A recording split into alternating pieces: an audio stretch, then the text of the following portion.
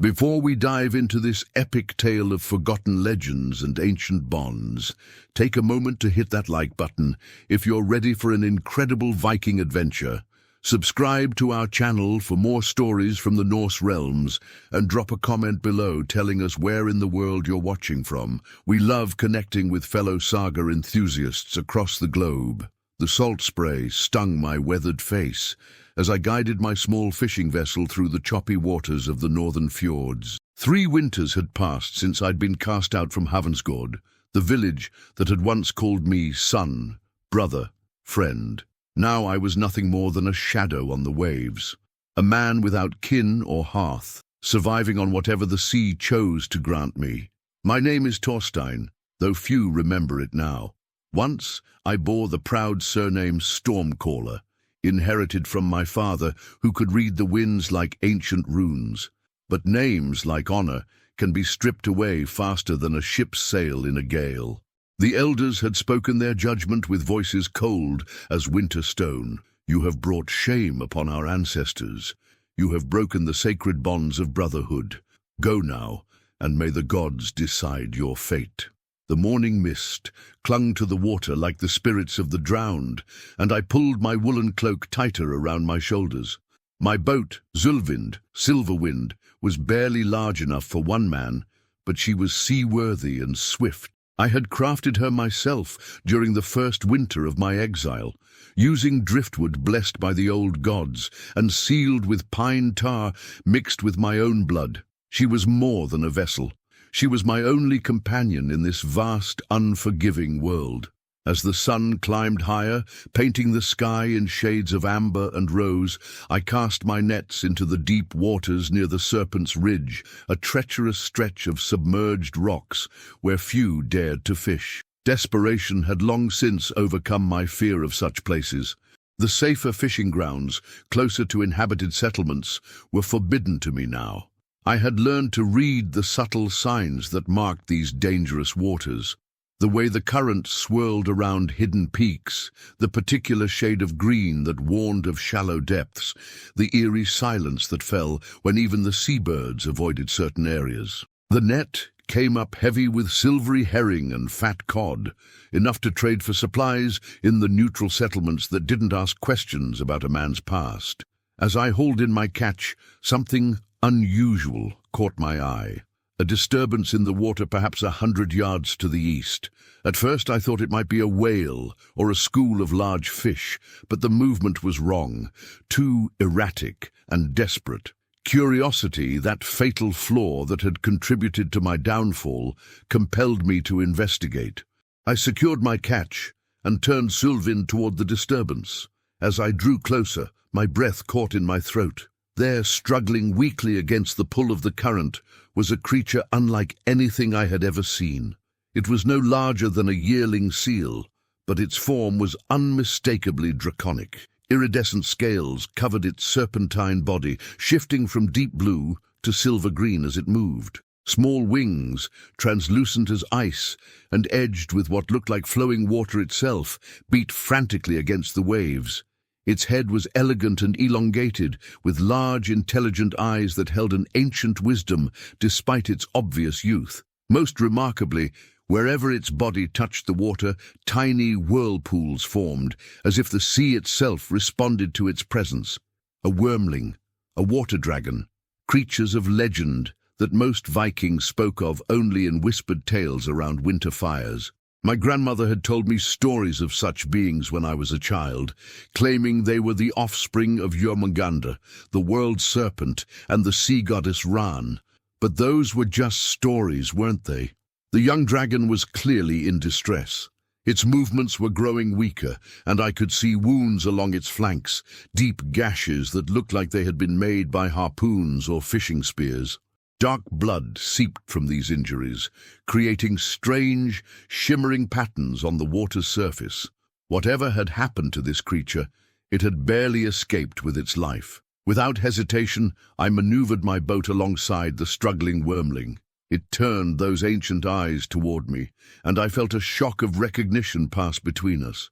Not the recognition of having met before, but something deeper, the recognition of one lost soul seeing another. In that moment I understood that this creature, like myself, was alone in the world, wounded and far from home. "Easy, little one," I murmured in the old tongue, the language my grandmother had taught me for speaking to the spirits of sea and storm. "I mean you no harm." The Wyrmling stopped struggling and regarded me with what I could only describe as curiosity. Its breathing was labored, and I could see that it was near exhaustion. Carefully, I reached out my hands, half expecting the creature to flee or attack. Instead, it allowed me to scoop it from the water, its body surprisingly light, but radiating a warmth that seemed to flow through my very bones. As I lifted the Wyrmling into my boat, something extraordinary happened. The small whirlpools that had been forming around it suddenly expanded, and the sea itself seemed to calm. The choppy waves smoothed into glass-like stillness, and schools of fish appeared from nowhere, their scales glittering like scattered coins in the sunlight. It was as if the very ocean was expressing its gratitude. I wrapped the injured creature in my spare cloak, noting how its wounds seemed less severe now that it was out of the salt water. The Wyrmling settled against my chest with a soft, musical sound that was part purr, part song. Its eyes remained fixed on mine, and I had the strangest sensation that it was trying to communicate something important. "What happened to you, little friend?" I asked softly, gently stroking the smooth scales of its head. The Wyrmling's eyes fluttered closed, and its breathing began to steady. Whatever trials it had endured, it seemed to sense that it was safe now. As I sailed back toward my small camp on a secluded island I had claimed as my home, I found myself wondering about the implications of what I had just done. Dragons were creatures of immense power and equally immense significance in Norse mythology. To save one, even a young one, was to potentially alter the threads of fate itself. The Norns, those ancient weavers of destiny, would surely take notice of such an act. My island refuge was little more than a rocky outcrop crowned with a few hardy pine trees, but it provided shelter from both storms and prying eyes. I had built a modest hut from driftwood and stone, with a fire pit lined with smooth river rocks and a small storage area for my meager possession. It wasn't much, but it was mine, and it was far from the judgmental eyes of those who had cast me out. I carefully carried the Wyrmling to my hut, where I had stored supplies for treating wounds, herbs gathered from coastal cliffs, clean linen torn from old sailcloth, and a clay pot for brewing healing draughts. The creature remained docile as I cleaned its injuries, though I noticed that wherever my hands touched its scales, they seemed to shimmer with renewed vitality. The wounds, I discovered, were indeed from weapons, cruel barbed spears designed to cause maximum suffering.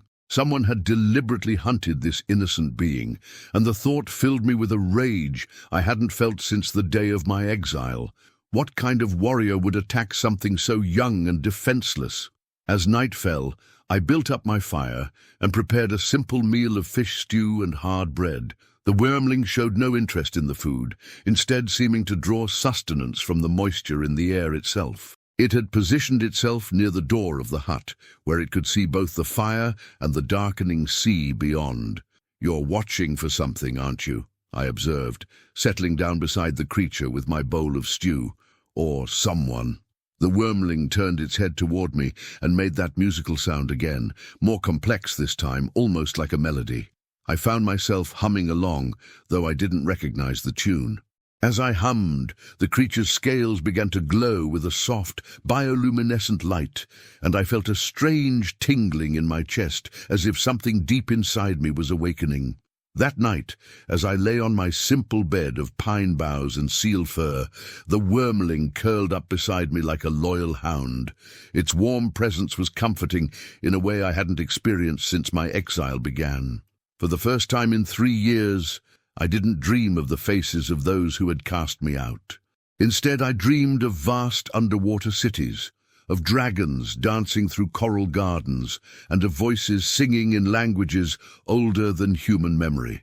When I woke with the dawn, the Wyrmling was already awake, its eyes fixed on the horizon where the first ships of the day were beginning to appear. But these weren't fishing vessels or trading ships. These were longships, their dragon prow heads carved in the likeness of Jörmungandr himself. Warships, and they were heading directly for Havnsgård. The Wyrmling made an urgent sound, and suddenly the water around my island began to churn. From the depths rose shapes that made my heart stop. Adult water dragons, their massive forms dwarfing anything I had ever imagined. Their scales were darker than their young companions, deep blue-black like the depths of the ocean, and their eyes glowed with an inner fire that spoke of power beyond mortal comprehension. But instead of attacking, these magnificent beings arranged themselves in a protective circle around my island. Their leader, a massive female with scars that spoke of ancient battles, fixed me with a gaze that seemed to see straight through to my soul. When she spoke, her voice resonated not through the air, but directly in my mind. "You have shown kindness to our young. For this you have our gratitude. But greater trials approach, and the blood of your people calls out for protection. Will you answer?" I looked down at the Wyrmling, who was now glowing with that soft light again, and suddenly I understood. This wasn't just a rescue. This was a test, a chance for redemption that the gods themselves had placed in my path. The approaching ships meant war, and my former home, the people who had cast me out, were in danger. "I will answer," I said aloud, my voice carrying across the water to the assembled dragons. "But I am only one man, and an exiled one at that." The great female's mental voice carried a note of what might have been amusement. "You are much more than you know, Thorstein Stormcaller. The young one has chosen you, as we knew he would. And in choosing you, he has awakened something that has slept in your bloodline for generations." As if to emphasize her words, I felt the tingling in my chest intensify, and suddenly I could sense things I had never perceived before. The currents beneath the waves, the subtle shifts in water pressure that preceded storms, the very heartbeat of the sea itself, all of it was as clear to me as the rising sun. The Wyrmling chirped once, a sound of pure joy, and leaped from my arms into the water. Instead of sinking, it began to grow, its form expanding and shifting until it was the size of a full-grown seal. Its wounds had completely healed, and its scales now blazed with the same inner light as its elders. "My son has been reborn through your kindness," the great female explained. "He is Tidewhisper, prince of the deep currents, and he has claimed you as his bonded guardian. This is an honor granted to few mortals, and it comes with both great power and great responsibility." I nodded, understanding flooding through me like a tide. The approaching ships, the assembled dragons, my own awakening abilities. It was all connected. The Wyrmling, Tidewhisper, had not been rescued by chance. He had been guided to me by forces beyond my comprehension, and now we were both part of something much larger than ourselves. As the enemy longships drew closer to Havnsgård, I made my choice. Exile or no exile, those people were still my kin, and I would not stand by and watch them be slaughtered. With dragons at my side and newfound power flowing through my veins, I would return to the village that had cast me out, not as a supplicant begging for forgiveness, but as their protector. The great female dragon smiled, an expression that was both terrifying and beautiful on her massive features. "Then let us show these raiders what it means to threaten those under the protection of the Sea Kings." The journey back to Havnsgård took less than an hour, though it should have required half a day of hard sailing. Tidewhisper swam alongside my boat, his newly adult form cutting through the water with incredible grace, while his mother and the other elder dragons followed beneath the surface. I could feel their presence like a warm current beneath Sölvind, and my enhanced senses allowed me to perceive their communication as they coordinated their approach. As we neared the familiar coastline of my birth, my heart clenched with memories both bitter and sweet. There was the rocky beach where I had first learned to swim, guided by my father's patient hands. There stood the watchtower where I had kept vigil as a young warrior, scanning the horizon for threats that might endanger our people. And there, rising from the harbor like the bones of some ancient beast, were the enemy ships. 5 longships in total, each flying the blood-red banner of Skarsgård, our ancient rivals from the eastern fjords. Their crews were already disembarking, forming shield walls on the beach, while their leaders surveyed the village's defenses. From my vantage point on the water, I could see the panic spreading through Havnsgård as the alarm horn sounded and warriors rushed to man the palisade. My former home had changed little in the 3 years of my absence. The same wooden houses with their turf roofs clustered around the central longhouse, where Jarl Halvard would be gathering his war council. The same fishing boats bobbed at anchor in the protected harbour, their owners probably rushing to hide their most precious possessions before the raiders could claim them. Even the old stone shrine to Thor looked exactly as I remembered, weathered but defiant against the coastal winds. But I had changed. The power that had awakened in me was growing stronger with each passing moment, and I could feel the sea responding to my presence. Schools of fish swirled around my boat in complex patterns. Seabirds called out in what sounded almost like words of encouragement, and the very waves seemed to push me toward shore with gentle insistence. Tide Whisper surfaced beside me, his scales now shimmering with combat readiness. When he spoke, his voice in my mind was clear and strong, no longer the frightened chirping of a wounded youngling. The raiders seek more than gold and slaves, he told me. Their shaman carries a spear, blessed by Loki's fire, and he searches for something specific, something connected to the old bloodlines. I felt a chill that had nothing to do with the sea spray. The old bloodlines, families descended from the first Vikings, who had supposedly made pacts with supernatural beings in the dawn times of our people. My grandmother's stories came flooding back. Tales of ancestors who could speak with dragons, command storms, and read the future in the flight patterns of ravens. Tales I had dismissed as folklore, but which now seemed far more significant. They're looking for me, I realized aloud. Somehow they know what I've become. Not what you've become, Tide Whisper corrected. What you've always been. The binding ritual that awakened your abilities merely revealed what was already in your blood. Your exile may have been orchestrated by forces that knew this day would come. The implications hit me like a physical blow. My disgrace, my casting out, the supposed betrayal that had led to my exile, had it all been part of some larger design? Had the gods themselves manipulated events to put me in the right place at the right time to save Tide Whisper and awaken my true nature? There was no time to explore these questions further.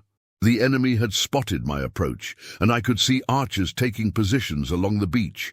Arrow points glinted in the morning sun as they drew back their bowstrings, and shouts of alarm echoed across the water. But before they could loose their shafts, the sea itself rose up to protect me. Tide Whisper's mother erupted from the depths directly between my boat and the shore, her massive form towering 30 feet above the waves. Water cascaded from her scales like liquid diamonds, and her roar shook the very foundations of the earth. The archers' arrows fell harmlessly into the sea as the men stumbled backward in terror. Some dropped their weapons entirely and fled toward the village, while others stood frozen in awe and fear. I had seen that same expression on my own face in still water after first glimpsing these magnificent beings, the look of mortals confronting the divine. But the Skarsgård warriors were seasoned raiders, and their initial shock quickly gave way to grim determination. Their leader, a massive man with ritual scars covering his arms and face, stepped forward and raised a spear that blazed with unnatural fire. When he spoke, his voice carried across the water with supernatural clarity. "I am Grimjaw the Godsbane, slayer of the White Fjord worm, destroyer of the ice giant's spawn. I do not fear your sea demons, exile. Surrender the ancient power you carry, and your former people will be spared." So they did know about me. Somehow news of my transformation had reached their shaman, and they had come prepared for supernatural opposition. The flaming spear in Grimjaw's hands was no ordinary weapon. I could feel the malevolent energy radiating from it even at this distance. It was forged specifically for killing dragons. I stood up in Sölvind, drawing the seax blade that had been my father's and my grandfather's before him. The steel had been folded countless times and quenched in seawater blessed by the old gods. Now, as I gripped its familiar weight, I felt the metal respond to my awakened abilities. Runes I had never noticed before began to glow along its surface, and the blade itself seemed to thrum with oceanic power. I am Thorstein Stormcaller, son of the deep currents, guardian of the tide's children. My voice carried across the water with the authority I had never possessed before. You have come to the wrong shore, Grimjaw. Turn back now, and you may yet see another sunrise. The enemy leader's scarred face twisted into a cruel grin. The exile speaks with the voice of sea devils, but iron and fire have always been stronger than water and wind. Attack! Take the village, and bring me the one who thinks himself a dragon friend. The battle erupted with shocking suddenness. Skarsgård warriors charged up the beach toward Havnsgård's defenses, while their comrades launched a flotilla of smaller boats toward my position. But they had made a crucial error. They had forgotten that the sea was now my ally. At my unspoken command, Tidewhisper and his kin rose from the depths around the attacking boats. The sight of 5 full-grown water dragons emerging simultaneously from the fjord would have been enough to break the spirit of lesser men, but these were hardened Viking warriors. They raised weapons and war cries as they prepared to sell their lives dearly. The dragon's response was both terrible and beautiful. Instead of using fang and claw, they summoned the power of the deep waters themselves. Whirlpools sprang up around each enemy boat, while waterspouts reached down from the cloudy sky to join them. The raiders found themselves caught in a maze of spinning water and howling wind, their vessels tossed about like toys in the hands of an angry child. But even as the sea battle raged, I could see that the main assault on Havnsgård was proceeding. My former kinsmen were fighting valiantly, their shields locked in the traditional wall formation, but they were outnumbered and caught off guard. Worse, I could see smoke rising from the far side of the village. Some of the raiders had managed to circle around and were setting fire to the outlying buildings. "Take me to shore," I commanded Tidewhisper, and my bonded companion immediately swam to the side of my boat. When I leaped onto his back, I felt our minds merge completely. His strength became mine, his speed and agility flowed through my muscles, and his knowledge of water and current became as natural as breathing. We raced toward the beach at inhuman speed, passing through the chaos of the sea battle like a living torpedo. Enemy warriors dove aside as we approached the shallows, and I leaped from Tidewhisper's back to land in the surf with my father's blade raised high. The runes along its edge now blazed like captured lightning, and seawater swirled around my feet as if I stood at the center of my own personal maelstrom. 3 Skarsgård warriors rushed me immediately, their axes and swords gleaming with murderous intent. I met their charge with moves I had never learned, but somehow knew, my enhanced reflexes allowing me to flow around their attacks like water around stone. My blade sang as it cut through mail and leather, and where my enemy's blood touched the sand, strange patterns formed that seemed to writhe with a life of their own. But even as I fought, I could hear the sounds of battle from the village proper, the clash of weapons, the screams of the wounded, the crackling of flames. My people were still in danger, and I was only one man, dragon-bonded or not. That was when I heard it, the sound I had been dreading. The great war horn of Havnsgård, the bronze instrument that had called warriors to battle for 5 generations, let out a broken, dying note. It was the signal of surrender, the admission that the village's defenses had failed. Rage like I had never known flooded through me, and with it came power that dwarfed anything I had felt before.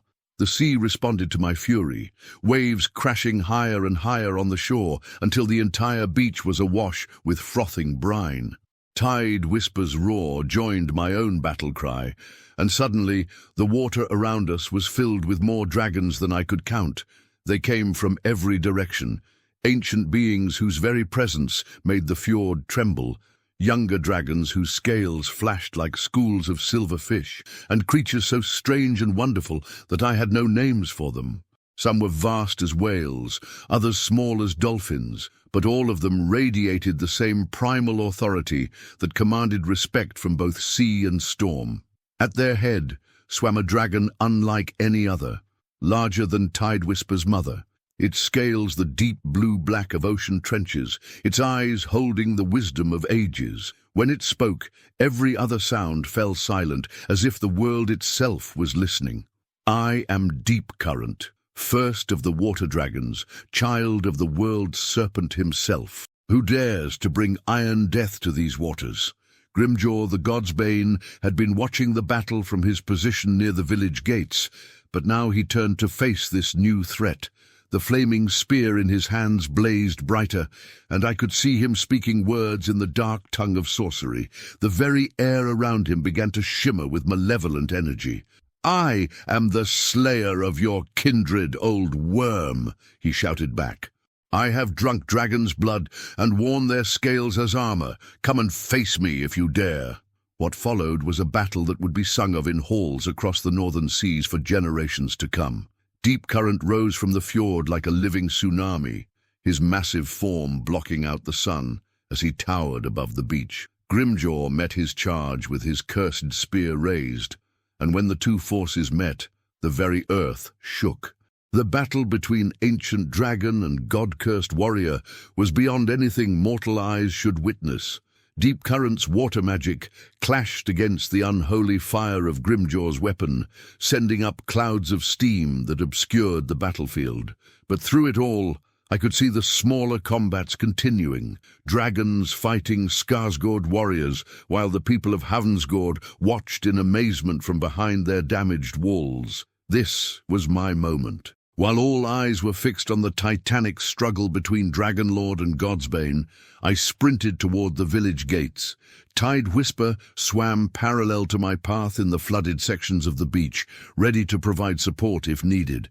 My father's blade felt light as air in my hands, and the power flowing through me made each step feel like I was flying rather than running. I reached the gates to find them barred from within. My former kinsmen were still afraid to trust the exile, even with dragons fighting for their lives. But the wood was old and weakened by years of coastal weather. A single strike of my enhanced strength shattered the iron reinforcements, and the gates swung open to reveal the frightened faces of people I had once called family. Tostein! The voice belonged to Astrid Ironheart, the village's most skilled shield maiden and my childhood friend. She stood at the front of the defensive line, her mail torn and bloodied, her sword notched from hard fighting. "Is it really you?" "It's me, Astrid," I replied, lowering my weapon. "I've come home." Behind her I could see other familiar faces. Olaf the smith, whose forge had crafted my first weapon. Ragnhild Wisewoman, who had delivered me into this world. Young Björn Eriksson, who couldn't have been more than 16, and was probably seeing his first battle. They all stared at me with a mixture of wonder and fear, clearly unsure whether I was their salvation or another threat to be faced. The decision was made for them. A group of Skarsgård warriors, flanked by those who had been setting fires, came around the corner of the main hall at a dead run. They saw me standing in the gateway and immediately charged, their war cries echoing off the wooden buildings. I met them in the narrow confines of the village street, my blade weaving patterns that seemed to channel the very essence of flowing water. Each strike connected with surgical precision, and my movements were so fluid that I seemed to anticipate their attacks before they were even launched. But more importantly, my presence rallied the defenders of Havnsgård. Seeing me fight for them despite my exile, they found new courage and began to push back against their attackers. The tide of battle was turning, but I knew it wouldn't be decided by conventional weapons. The real struggle was still taking place on the beach, where Deep Current and Grimjaw continued their supernatural duel. If the Dragon Lord fell, all our efforts would be for nothing. The cursed spear would claim victory, and Skarsgård would have both the village and the power they sought. That was when Tidewhisper's voice echoed in my mind, filled with urgency and something that might have been fear. Guardian, the spear draws its power from an ancient oath, a binding made between Grimjaw's ancestors and the fire giants of Muspelheim. But such oaths can be broken if one of pure heart challenges the compact directly. You must face him yourself. I looked back toward the beach, where Deep Current's massive form was beginning to show signs of weariness. The cursed weapon was taking its toll, and I could see wounds along the Dragon Lord's flanks where the unholy fire had found its mark. If someone didn't act soon, the greatest of the water dragons would fall, and with him would die any hope of protecting both Havensgård and the secrets of the old bloodlines. "Hold the village!" I shouted to Astrid and the others. "I have to end this!"